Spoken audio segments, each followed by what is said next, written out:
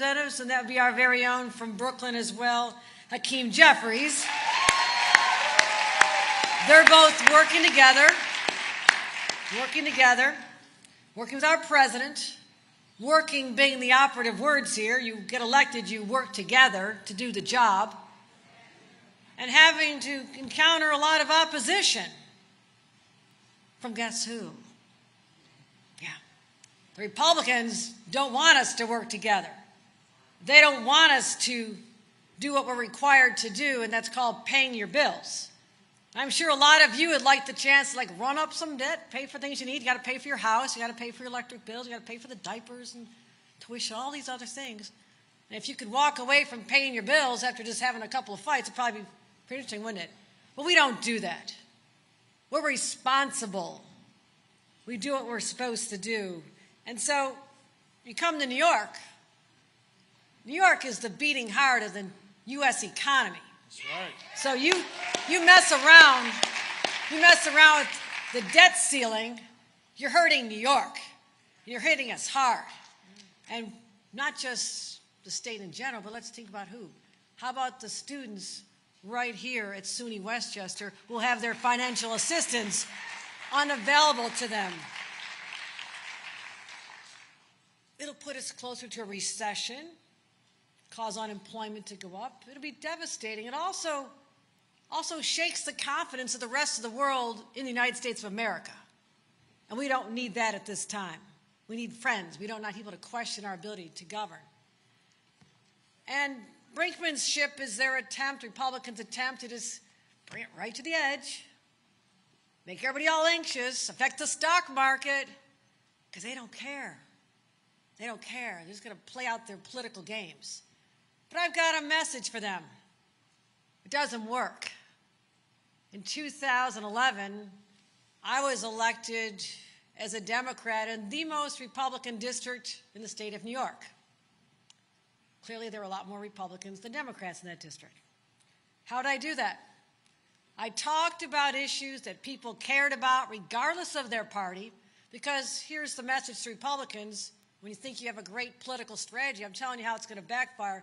There actually are Republican seniors who don't want you to mess with Medicare and Social Security. Right. There's Republican veterans who don't want you to affect their benefits. There are Republican students who don't want you to mess with their student loans. There's Republican business people in particular who aren't real excited about you playing around with this. So the message is, you might think it's a political strategy. I'm here to tell you it is going to backfire. Because the people of this nation, the people of this state, Democrats and Republicans, want you to go and do the job you're elected to do. And that's exactly what President Biden wants to do. Let's get this done. What's the big deal? This is what we're supposed to do. And so this is an attempt to focus attention and say you have to do what we want you to do, but it is going to fail. It is going to be a cataclysmic failure, because if the longer this plays out, the more uncertainty, the more volatility, the more anxiety, not just in the markets, not just around the world, but in people's houses, at their kitchen table, because they need to know that they have the confidence that their government is actually going to work together. So that's what we're just saying. That's what President Biden's saying. Come on, let's roll up our sleeves. We can get this done. It's not complicated. And there's no reason to play these games at this time. So here we go.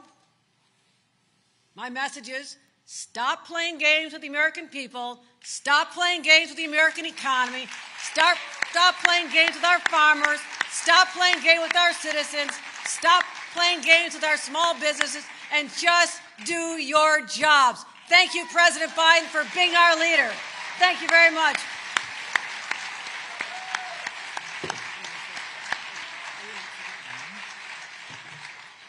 What's up, Westchester County in the building?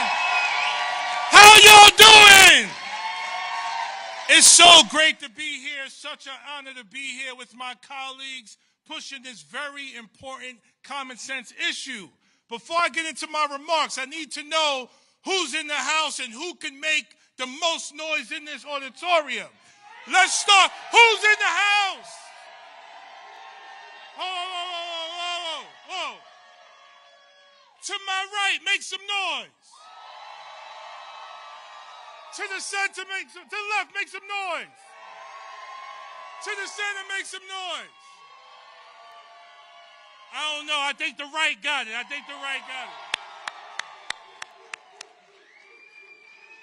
Listen. That's what I'm talking about. Listen. Unfortunately, in Congress, we have a Republican Party that continues to govern through fear-mongering, continues to govern through misinformation and disinformation. They continue to govern through chaos. And in governing that way, you create a chaotic economy and a chaotic country. And that is not what we need at this moment. We are just coming out of a global pandemic that we are struggling with still. We just came away from an insurrection nurtured and facilitated by the big lie that was pushed by the Republican Party. And now in Congress, we see the same tactics in their governing. There's no way in hell we are going to default on our responsibility to pay our debts. Because if we do, it will destroy the global economy. So they are literally trying to hold the global economy hostage while they feign as if they are fiscally responsible. They are not. We raised the debt limit 3 times under President Trump. And every time you have a Republican president, we leave in more debt than when you have a Democratic president. These are facts. Let me also say this. As we all know, our most precious resource are our children. Our most precious resource are our young people.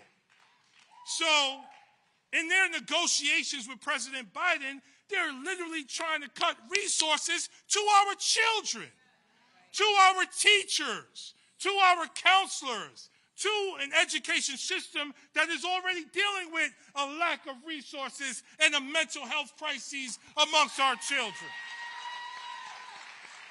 Not only that, when my brother Mondaire Jones was with me in Congress, and we made the child tax credit a reality, Republicans cut the child tax credit, which put 50% of children back into poverty. So they're okay with 1 in 5 children going to bed hungry. They're okay with our children not having sports, the arts, and the mental health resources they need in our schools. And they're okay with our children dying every day from gun violence because they won't do a damn thing about it. We need a ban on assault rifles. We need universal background checks. We need universal red flag laws. We need universal safe storage. We need to close the gun show loopholes. And we need to deal with the issue of gun trafficking that's killing black and brown babies every day. Republicans don't give a damn about our children. And if you don't care about our children, you don't care about our country. So in 2024, let's vote them out of office and vote the right people into office to respond to the issues we all care about. Thank you so much.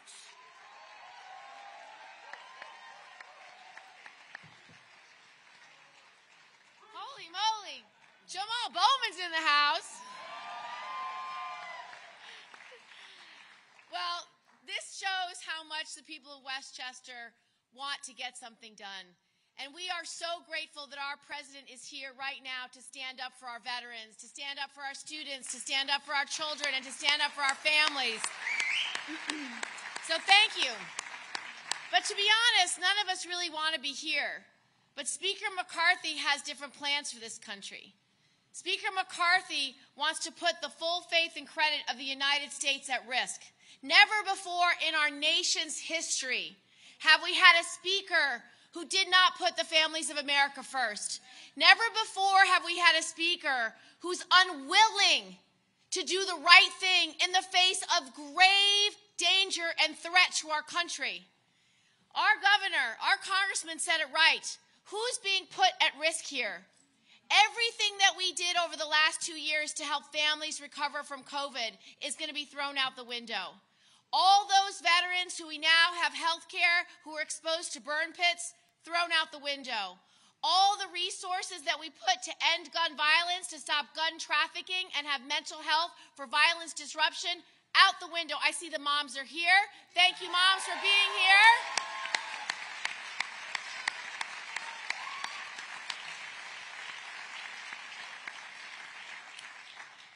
We know what will happen if the full faith and credit of the American public and our ability to pay our debts is put at risk.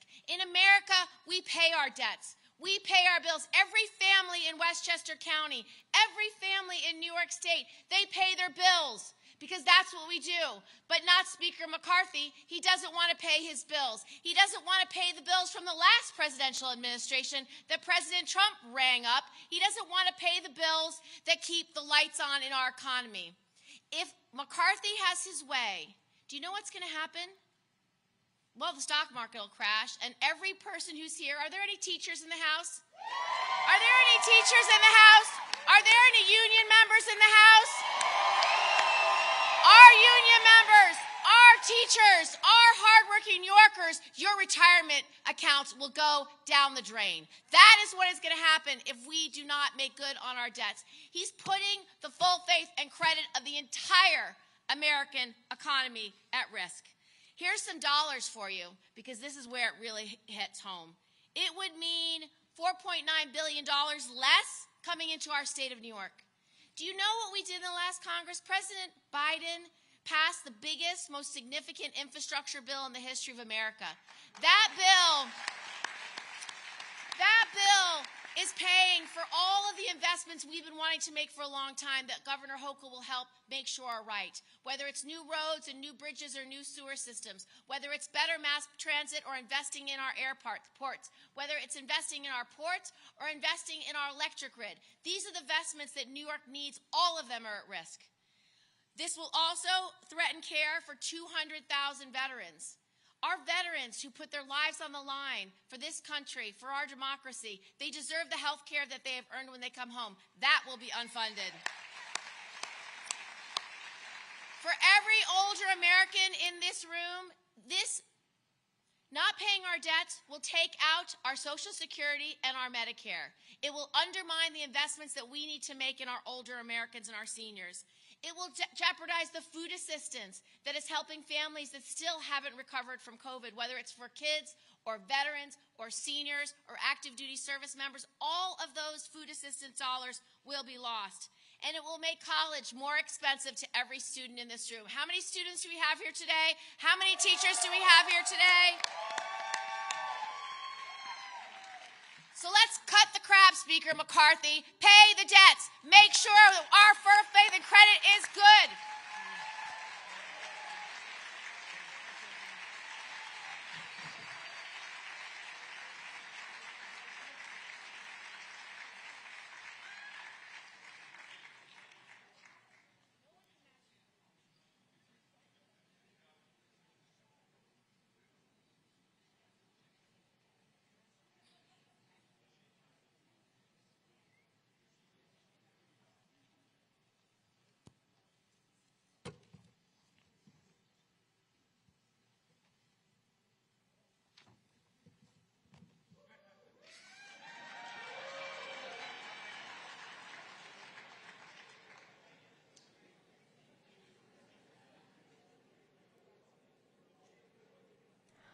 Ladies and gentlemen, please welcome Mr. Brian Sullivan.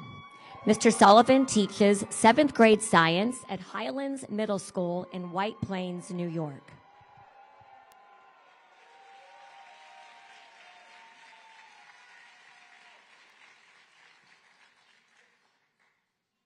My name is Brian Sullivan, and I am a proud 7th grade science teacher and member of the New York State United Teachers.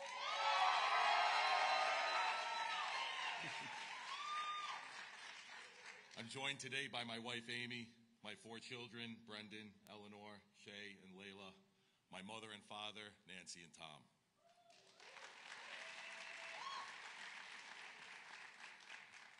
Over 20 years ago, I came home to this community in Valhalla, where I was welcomed by former teachers and coaches and began working with young athletes. There, I discovered my passion for engaging with children. I enrolled here at Westchester Community College to begin accruing the credits necessary to become a science teacher. I could not have chosen a more fulfilling career, the entirety of which I have spent in the wonderfully diverse community of White Plains. In White Plains, the children have always been my why. They are why I love my work, and I am inspired by them daily. I am humbled to be here representing the thousands of educators who provide knowledge, joy, comfort, safety, and stability to so many children. That's why I'm concerned about harmful cuts in the recent House bill. Cuts that would result in teachers losing their jobs and more students in every classroom. These cuts would make it harder for me and my colleagues to educate our students. Forcing these harmful cuts through the threat of default won't help us train our future leaders. Luckily, we have a president who is fighting for us, for teachers, for students. He knows our students are the future of our country, and being married to a fellow educator, he knows that better than most. It is my privilege to introduce to you our President of the United States of America, Joe Biden.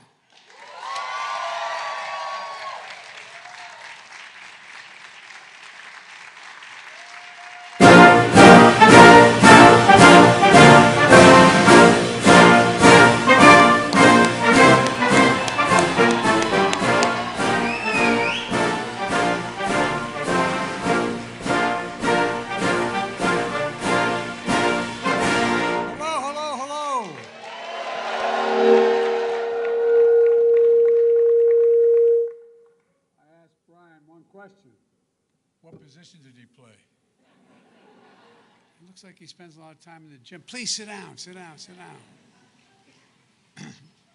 It's good to be back. It's good to be back. Governor Hochul, thank you for welcoming us to your state. And she's helping New York lead the way in making things in America. And I mean making things in America, not importing them, making them, sending products out, bringing jobs back. And my friend, the Majority Leader, Chuck Schumer, can't be here today. I don't know what he's doing. He's just down there trying to settle a crisis. He's the best there is, man. And I want to thank him for working so hard for the people of the state and for being such a great partner. Nobody's been a greater fight for women's rights in the Congress than Senator Kirsten Gillibrand. God love her. I've been backing everything she's wanted to do for a long time. I tell you what, when she comes in and asks you for something, it's easy to just say yes. Don't even start discussing it because you're just going to give in anyway. She's taken on the military and she's a game changer. And it's great to see Representative Jamaal Bowman, lifelong educator, champion of the next generation. And Republican Congressman Mike Lawler's here as well. Mike's on the other team, but you know what? Mike is the kind of guy that when I was in the Congress, they were the kind of Republican I was used to dealing with. But he's not one of these MAGA Republicans, which I'm going to talk a little bit about. I don't want to get him in trouble by saying anything nice about him or negative about him, but thanks for coming, Mike. Thanks for being here. This is the way we used to do it all the time. And I want to acknowledge all the state and local officials as well. The President, Belinda Miles, thanks for hosting us, and Madam President, my wife teaches full-time at a community college in Northern Virginia, and she's been teaching for a long time. She says two things. One, the community college is the best kept secret in America. No, they are.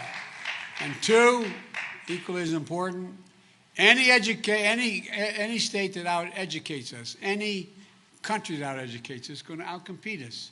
It's a simple proposition. This is a really important moment. There's a big debate going on in this country about protecting America's hard-earned reputation as the most trusted, reliable nation in the world, and about how we fix the long-term fiscal health of this nation. The debate is with enormous implications for the American economy and, quite frankly, for the world economy. And that's not hyperbole, for the world economy. It's important for the American people to know what's at stake. This isn't just a theoretical debate going on in Washington. The decisions we make are going to have real impact on real people's lives. And that's what I'm here to talk about today. So let me tell you a story about what's going on. There's a very extreme wing of the Republican Party, and the House of Representatives refer to themselves now. I've been calling them this for a while, but now they refer to themselves as the MAGA Republicans. And they've taken control of the House. They've taken control. They have a speaker who has his job because he yielded to the, quote, MAGA element of the party. They're doing the best, to the best of my knowledge, what no other political party has done in the nation's history. They're literally, not figuratively, holding the economy hostage by threatening to default on our nation's debt that we've already incurred over the last couple hundred years, unless we give in to their threats and demands as to what they think we should be doing with regard to the budget. This would be incredibly damaging. Here's what the Speaker has put forward for the Republican proposal. He says he's going to take the funding, how we fund government, back to what the levels were in 2022, before the omnibus bill. And they exclude any cuts in defense. He said we're going to go back to spending what we spent in 2022, but we're not going to make any cuts in defense, which we spent in 2023. We're calling for in 2023. You may remember in the State of the Union, I got our Republican colleagues to agree somewhat spontaneously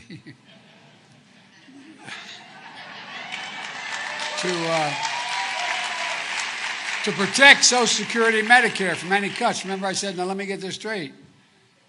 You're not going to cut Medicare, you're not going to. So they said, that's right. I said, well, you know, you're on camera. They can see you. Well, so far, they're not cutting Social Security so far. And not only do they rule out any new revenue, they're still determined to make permanent the $2 trillion tax cuts which due to expire, the Trump tax cuts, without paying a penny of it. Now, here's what that leaves us with. It's just basic sort of math. It leaves us with the requirement to cut 22% of everything else in the budget in order to meet the requirements they're demanding that we live at the 2022 budget numbers. The Speaker and the Republicans don't like that I point that out. But that's not my opinion. It's just basic math. And here's what it does. It makes huge cuts in important programs for millions of working and middle-class Americans, programs they count on. According to estimates, the Republican bill would put 21 million people at risk of losing Medicaid, including 2.3 million people here in New York State and 78,000 people right here in Westchester County. It's devastating. It's not right. The Republican plan would cut federal law enforcement officers, 30,000, including 11,000 FBI agents, 2,000 border agents, DEA agents, and so on. They've cut. That's what it's, in order to meet the requirement, they'd have to cut that many law enforcement officers. It risks shutting down 375 air traffic control towers, including 5 right here in New York State, like Westchester County Airport, because we don't have enough personnel. And I've long believed that we have many obligations as a nation, but I've heard me say this before, I apologize for repeating it, but we only have one truly sacred obligation. We have many obligations, one sacred obligation. And that's to equip those we send to war and take care of them and their families when they come home. It's a sacred obligation.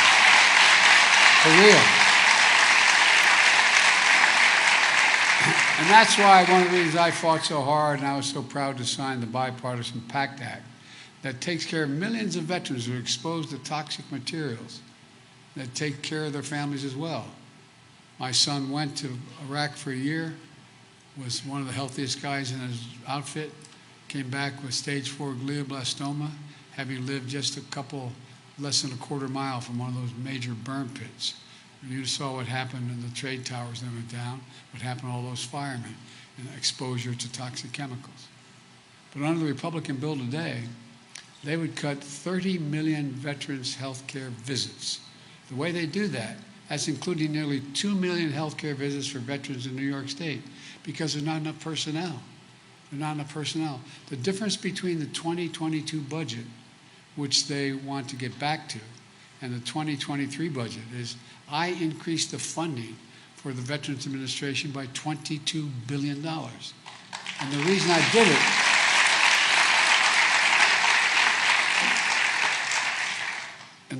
did it, and probably some of you know of these folks, the number of, more veterans are committing suicide than are being killed in battle.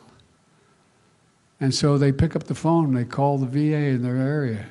I need help. We'll come in 6 weeks. Come in and whatever. Well, we ended that. Now they want to go back to the levels where we cut those folks that now provide that kind of help. This amounts to a $22 billion cut in veterans' health care. Now they dispute this. They, nowhere in their actual proposal are there exclusive protection for veterans.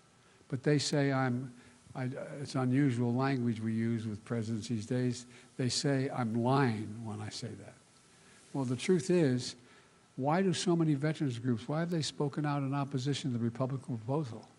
They're not all Democrats. They know what's going to happen. Folks, that's a game Republicans are playing. Anytime you single out the impact of their overall cuts, they tell you, no, it's not true. But they're wrong. They want to protect something. They would have written it down and say, we're protecting it. You can't cut this program. You can't cut it. So you can see it. Here's another example. Under the Republican plan, nationwide, 100,000 teachers and support staff would lose their jobs at the very time we're attempting to overcome the incredible deficiencies that occurred as a consequence of what happened with the pandemic. So many kids, the average student out there is about 1.5 years behind. We don't need fewer teachers, we need more teachers. And by the way,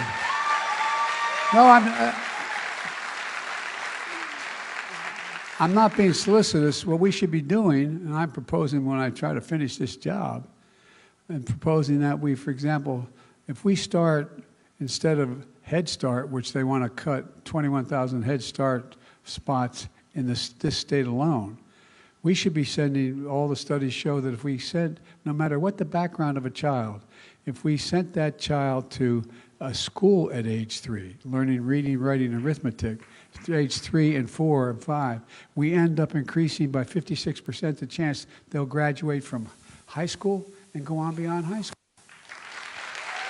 But look, we're here at a community college. And by the way, this is one beautiful community college. No, it really is. The property here is amazing.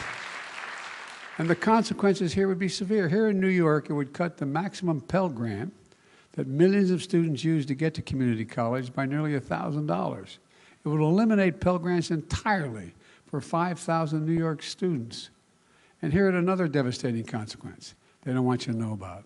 Moody's, not a Democratic outfit, a respected Wall Street analytical firm, said the Republican plan would cost the country 780,000 jobs.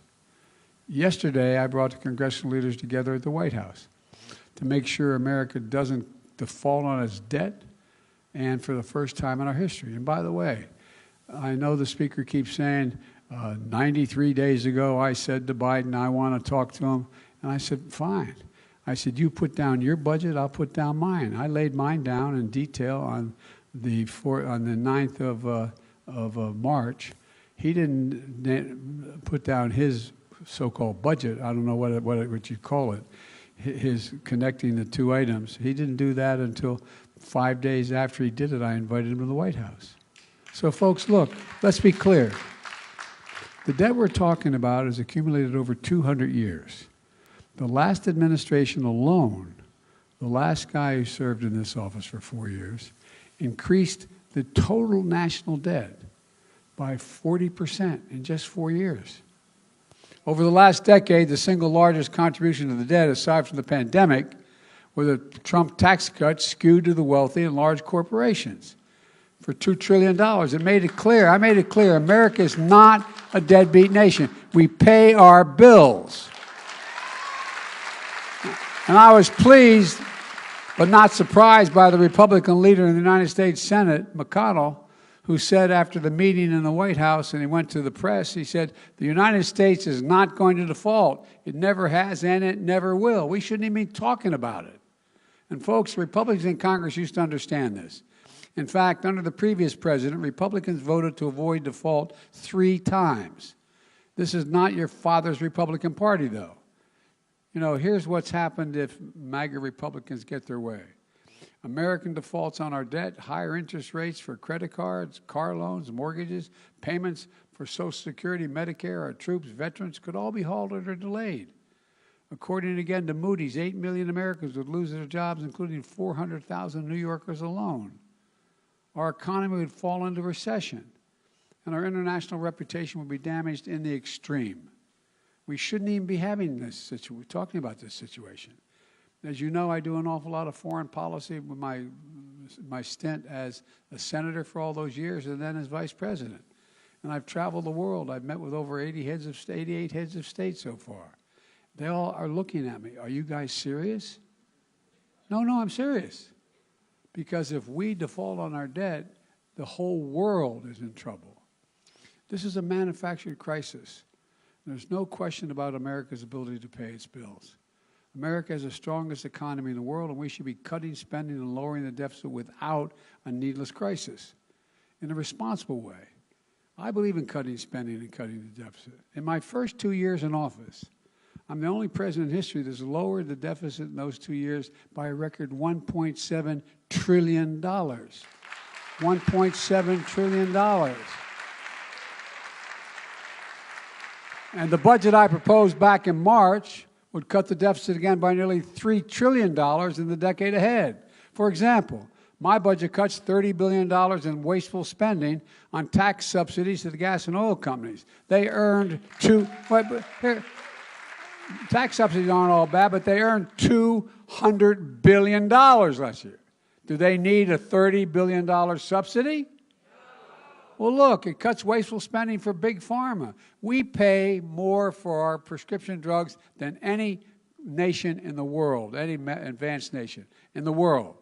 You can get the exact same drug if you fly to Paris or London or to Germany, anywhere you've traveled, Canada, and then you pay here, you pay a lot more. On big pharma, we cut that spend by $200 billion by expanding the Medicare's power to negotiate prescription drug prices and making drug companies pay rebates when they raise prices faster than inflation. And we've already cut by $160 billion in savings the bill we passed last year, and it has 3 parts to it, by the way. One part didn't kick in until January 1. We said the price of insulin and other drugs, the price of insulin would be reduced to $35. Let me put this way. How many of you know someone with type 1 or type 2 diabetes? And you know, it's needed to keep, they need insulin to keep themselves alive or their children alive or in good health. Well, guess what? The price of insulin went from $400, $500, $600 a month down to $35 a month.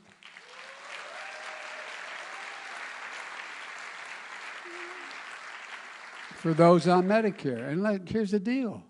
It's not just it made it reasonable for people to be able to stay healthy, but it saved the government $160 billion because they're paying less out. And by the way, the other cuts that are coming up because of what we did in with regard to being able to negotiate with Medicare, it's estimated we're going to save another $200 billion. For example, any of you know someone who's on Medicare and also on a cancer drug? Well, guess what? They're paying right now sometimes $12,000, $14,000, $16,000 a year for the cancer drug. Well, beginning this next January, the most any senior is going to have to pay is $3,500 for all of their drugs. And beginning in 2025, they've paid no more than $2,000 for all their drugs. Well, by the way, that saves the government another $200 billion because you're not paying out for all the drugs come forward and they come at a reasonable price. My budget also cuts tax loopholes. Look, I don't have anything against Wall Street or hedge funds executive, but just pay your taxes, man. No, I'm serious. Hedge funds executives pay a lower tax rate than the middle-class worker who works for them. No one earning less than $400,000 is going to see a single penny in increase in their taxes under me. Not a single penny. They haven't yet, and they won't. If you're making more than $400,000, well, start to pay your fair share. Look, instead, we're making the biggest corporations begin to pay their fair share. I'm not talking about 70% tax rates. For example, at least pay something. Folks, let me ask you this. Does anyone think we have a fair tax system in America? No, I'm being deadly earnest. I'm not being a wise guy. In 2020, you got tired of hearing me say this. I pointed out there were 50 major corporations, 55 of the Fortune 500 companies that paid zero in federal income tax after having made $40 billion in profits. $40 billion. So we instituted and got passed a corporate minimum tax of 15%. Well, guess what? Y'all are paying more than that. Just 15%. And it paid for everything we did. Look, I proposed a billionaire minimum tax. There are now went from about 760, I think the number was, to around 1,000 billionaires in America. Well, that's great. If you want to be a billionaire, you can make it. I'm not one of these guys that say you shouldn't be able to do that. And if you're a multimillionaire, I'm not trying to say that can't happen. But at least pay something. The average tax paid by the 1,000 billionaires in America individually, the average tax paid is 8%, E-I-G-H-T, 8%. No billionaire should be paying a lower tax rate than a school teacher or a firefighter.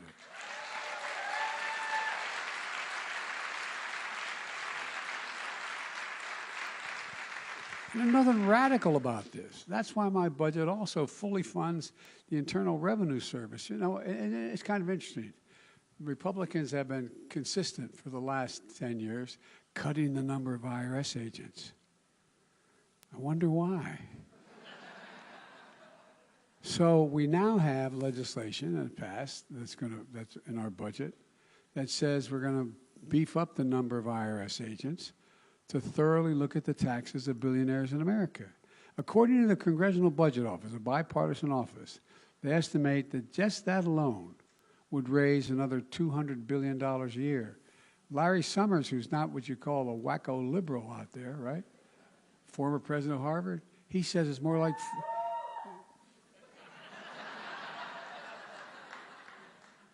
My kids who went to Penn would disagree, but that's okay. But I went to a great school. I went to a state school. I went to the University of Delaware. But anyway, but all kidding aside, estimates that it would raise another $400 billion a year. And they still wouldn't be paying very much tax relative to their income to begin with. My budget also has some of the strongest anti-fraud proposals ever. You may remember when we had the legislation to help deal with the pandemic, what Trump used to keep doing is cutting the number of inspectors general to be able to find out whether or not this money is actually not being wasted. Well, guess what? Turns out there were several billions of dollars that were being wasted. People were getting money they didn't need or didn't deserve, and they were playing the system. Well, you know, I think that we should have inspectors general again, looking at what, in fact, we're spending and whether it's going where it's supposed to go. It calls for an unprecedented effort to combat identity fraud by tripling anti-fraud strike forces to prosecute pandemic fraudsters. and seize back stolen funds. There's billions of dollars in stolen funds that we haven't gotten back yet. It strengthened the inspector generals and watchdogs for taxpayers' dollars. It's estimated for every $10, every $1 we spend in hiring these folks, it's going to save $10. $10. This debate is about fundamental choices. Would you rather continue a subsidy of $30 billion for big oil or cut $30 billion from veterans? Would you rather cut big pharma or cut health care for Americans? These are real world choices. That's what's at stake, literally. You know, I ran for president to see to it that ordinary folks got an even shake.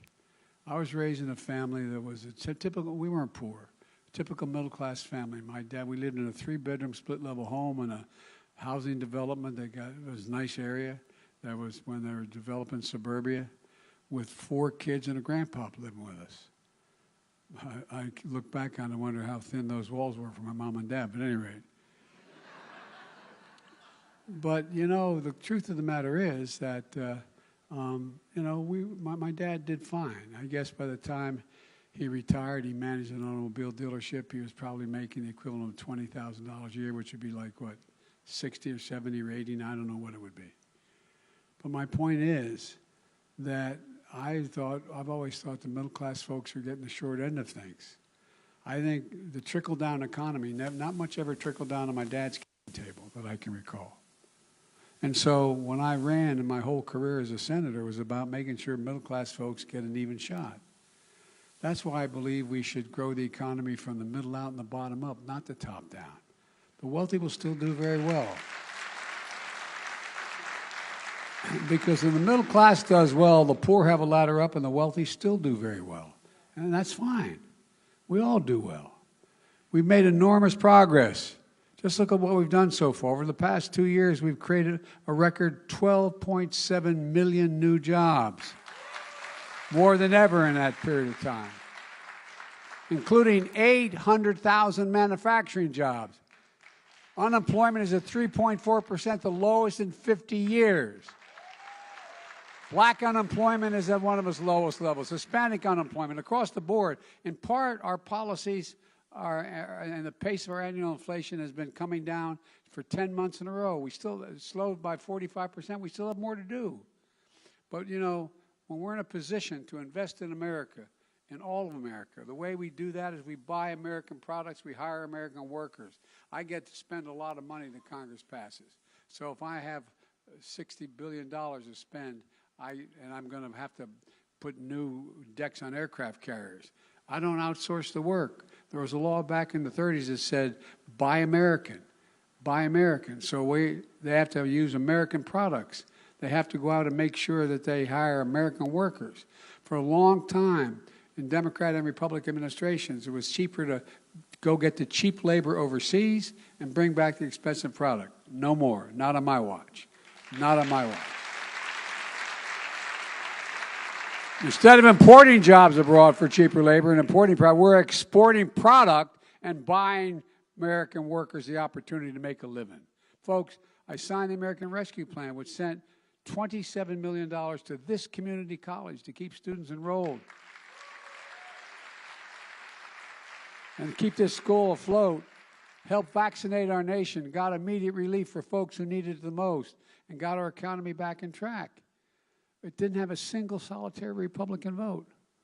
Then I signed the bipartisan infrastructure law, which had some Republicans voting for it, to build the roads, the best roads, bridges, airports, water system, high-speed internet, get rid of all those pipes that are polluting water, et cetera. You know, how can we be the most prosperous economy in the world without having the greatest infrastructure in the world? We used to be ranked #1 in the world in infrastructure. You know what we rank now? 13. 13. Next week, this is Infrastructure Week. Remember all for 4 years in the last guy, we had Infrastructure Week every week? Well, under my predecessor, Infrastructure Week became a punchline. On my watch, we're making infrastructure a decade, a headline. We're already announced over 25,000 projects in 4,500 towns across Westchester County It's projects for better water, wastewater, and sewer systems, repairing dams, and doing so much more. I signed the CHIPS and Science Act, which I felt very strongly about, to bring back key parts of our supply chain back to America. Remember when we had real trouble when automobiles, Detroit said they had to stop making automobiles? You know, they'd take 3,000 chips. Well, guess what? They were all being made in Asia. And when the pandemic hit, they shut down. So we were in trouble. Folks, these are the small computer chips the size of the end of your little finger. Nearly everything in our lives, from cell phones, automobiles, refrigerators, most sophisticated weapon systems. America invented these chips. We invented them. We made them better. But over time, we went from producing up to 40% of the world's chips to producing only 10%, despite leading the world in research and design. Now we're turning that around. The private sector, I went around the world and at home and I convinced people that they had to invest in building the chip factories here. They call them fabs, F-A-B-S, factories. Investing, guess what? We've got a commitment for investments of $470 billion by American companies home and abroad for manufacturing clean energy, like Micron in Syracuse investing $100 billion over the next 20 years to build semiconductors thanks to the hard work of Chuck Schumer and Governor Hochul. IBM and Poughkeepsie investing $20 billion over the next computer chip. Putting America back in the game and creating thousands of good-paying jobs.